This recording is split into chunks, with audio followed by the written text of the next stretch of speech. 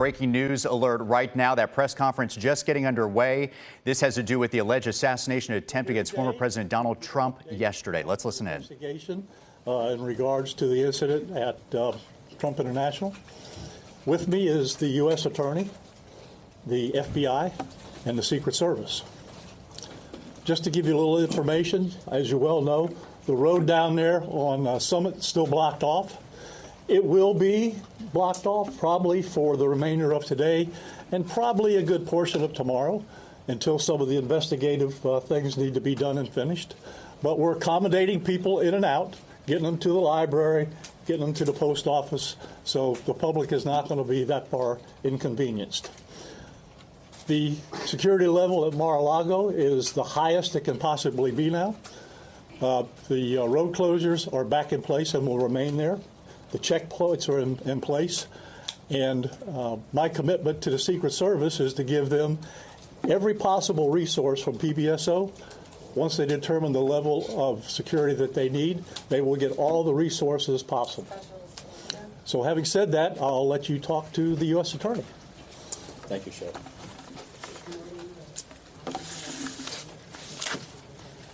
Good afternoon. Thank you for joining us today. My name is Mackenzie Lapointe. I am the United States Attorney for the Southern District of Florida. I want to start by expressing my deep gratitude to Sheriff Rick Bradshaw of Palm Beach County Sheriff's Office for hosting today's press conference and for his department's assistance with this matter. I'm truly grateful for your leadership, sir. I'm also pleased to be joined by our partners in federal law enforcement from the FBI and the United States Secret Service, and also from ATF. Joining us today for comments and announcements are Special Agent in Charge Jeffrey B. Veltri of the FBI Miami Field Office, and Acting Director of the U.S. Secret Service, Ron Rowe. I want to also thank the men and women in law enforcement who have been working around the clock in the initial phase of this ongoing investigation. Our partners include federal and local authorities who effectuated the apprehension of the defendant and have aided in ensuring federal charges were filed against him this morning. We're here to announce that Ryan Wesley Routh, 58 years old, of Hawaii, has been charged by a criminal complaint in the Southern District of Florida with firearms offenses related to an incident which occurred yesterday at Trump International Golf Course right here in West Palm Beach. Roth was charged federally with possession of a firearm by a convicted felon and possession and receipt of a firearm with an obliterated serial number. He had his initial appearance today before Magistrate Judge Ryan McCabe in the federal courthouse in West Palm Beach. According to the allegations in the complaint, a U.S. Secret Service agent walking the golf course perimeter saw what appeared to be a rifle poking out of the tree line. After the agent fired a service weapon in the direction of the rifle, a witness saw a man later identified as Ralph fleeing the area in the tree line. Ralph was later apprehended by officers from the Martin County Sheriff's Office in coordination with the Palm Beach County Sheriff's Office. The complaint alleges that in the area of the tree line from which Ralph fled, agents found a digital camera, a backpack, a loaded SKS-style rifle with a scope, and a black plastic bag containing food. The serial number on the rifle was obliterated. According to the complaint, Roth was convicted of felonies in North Carolina in December 2002 and March 2010, and therefore was prohibited from possessing a firearm. The FBI is leading this investigation, this ongoing investigation. As the Attorney General stated earlier today, the FBI is continuing its investigation of this incident as an assassination attempt upon the former president. The investigation remains at its early stages. The entire Justice Department, including the FBI, the United States Attorney's Office for the Southern District of Florida, and the National Security Division are coordinating closely with our law enforcement partners to fully investigate and prosecute this matter. The charges we're announcing reflect the strong collaboration of the agencies represented here, the U.S. Attorney's Office, the Department of Justice, would be unable to carry forth our mission without the invaluable assistance of our federal, state, and local law enforcement partners. I would like to thank the Bureau of Alcohol, Tobacco, Firearms, and Explosives, and we have Chris Robertson here, Special Agent in Charge, and your Secret Service for the invaluable assistance they have been providing. I would also like to recognize the Palm Beach County and Martin County Sheriff's Offices for apprehending the defendant. Again, without the local authorities to assist in those things, it would be literally impossible to accomplish the things we're able to accomplish on the federal side. I want to personally express my gratitude to the attorneys with the U.S. Attorney's Office for the Southern District of Florida and the Counterterrorism Section of the Justice Department's National Security Division for their nonstop work over the last 24 to 30 hours. Together, we will continue to work tirelessly to ensure accountability and the pursuit of justice. At this time, I will invite FBI Special Agent in Charge Jeff Veltri to the podium. After Special Agent in Charge Veltri completes his remark, Acting Director of the U.S. Secret Service, Ron Rowe, will provide remarks before we open the floor for a few questions. On our end, given that this is a pending matter before the court and the investigation is ongoing, all comments will be limited. Thank you very much.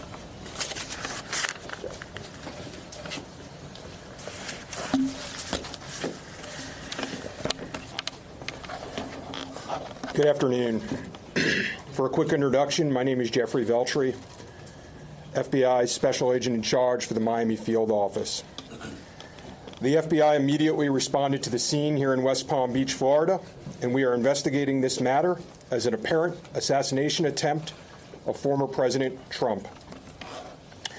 We view this as extremely serious and are determined to provide answers as to what led up to the events which took place.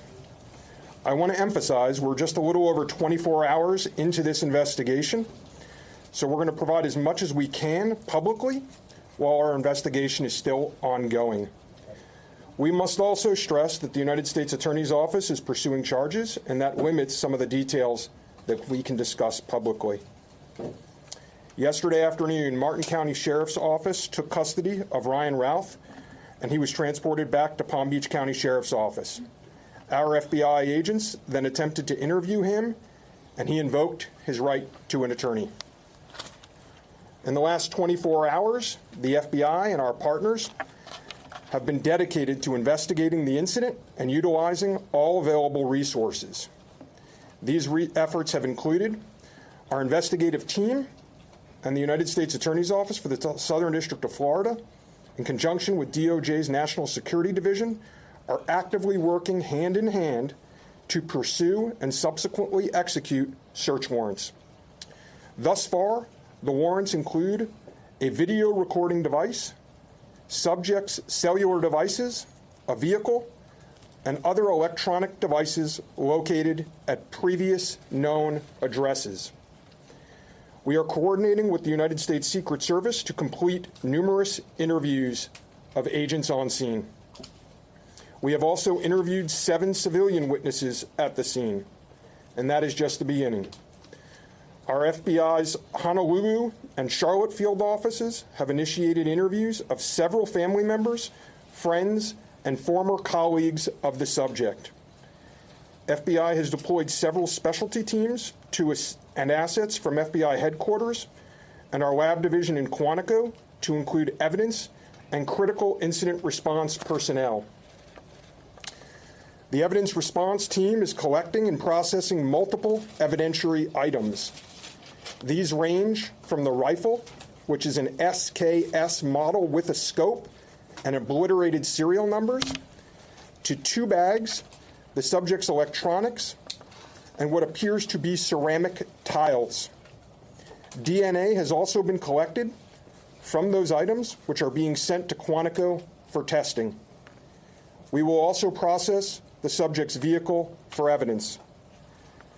The Cellular Analysis Survey Team, what we refer to as CAST, conducted thorough analysis of the subject's cellular device locations. The CAST analysis aligns with witnesses' account of the subject's presence at the scene both before and around the time of the incident on September 15th. More specifically, we're continuing to conduct analysis and will be compiling the subject's movements in the days and months leading up to September 15th. Cellular data shows that the subject was in the vicinity of the golf course roughly 12 hours before the engagement with the United States Secret Service.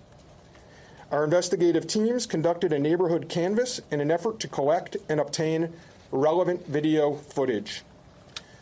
The subject had an active online presence, and we are going through what he posted and any searches he conducted online.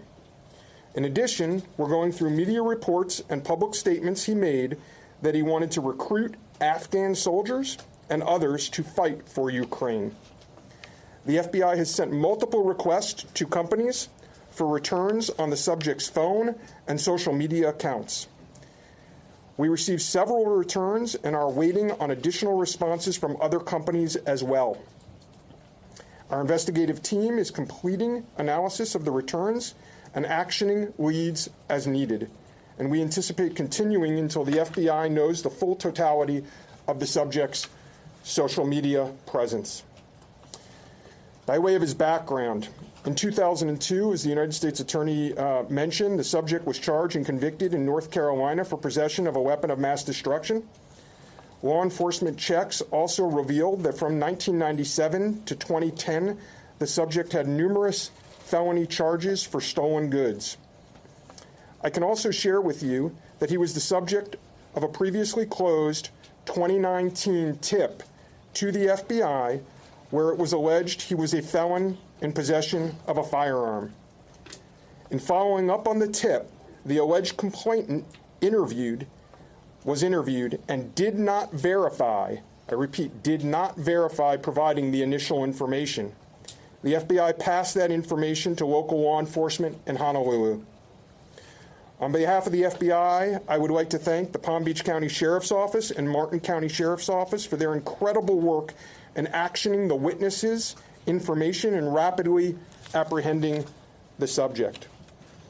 I would also like to thank the United States Secret Service, the United States Attorney's Office for the Southern District of Florida, the Department of Justice's National Security Division, the Bureau of Alcohol, Tobacco, Firearms, and Explosives, and our FBI field offices in both Honolulu and Charlotte, who have been conducting additional law enforcement activity related to the subject. Your continued partnerships have been invaluable. Oftentimes in law enforcement, we tell citizens to be vigilant and aware of their surroundings. Yesterday, a citizen provided remarkable assistance, which led to the arrest of this subject. We appreciate the public's diligence in passing potential tips and information regarding the subject and this incident to the FBI. If you have any information, please call 1-800-CALL-FBI or go online to tips, that's tips.fbi.gov. With that, let me turn it over to the United States Secret Service Acting Director, Ron Rowe. Good afternoon, everybody. Yesterday afternoon, this country was reminded of the heightened and dynamic threat environment that the United States Secret Service and its protectees face on a daily basis. Immediately following the assassination attempt of former President Donald J. Trump on July 13th, the Secret Service moved to increase assets to an already enhanced security posture for the former president. In the days that followed, President Biden made it clear that he wanted the highest levels of protection for former President Trump and for Vice President Harris. The Secret Service moved to sustain increases in assets and the level of protection sought. And those things were in place yesterday. At approximately 1:30 p.m., former President Trump was playing golf during an off-the-record movement to the Trump International Golf Course. A Secret Service advance agent supporting the front edge of the agency's layered approach to protection encountered an individual attempting to secrete himself in the wood line.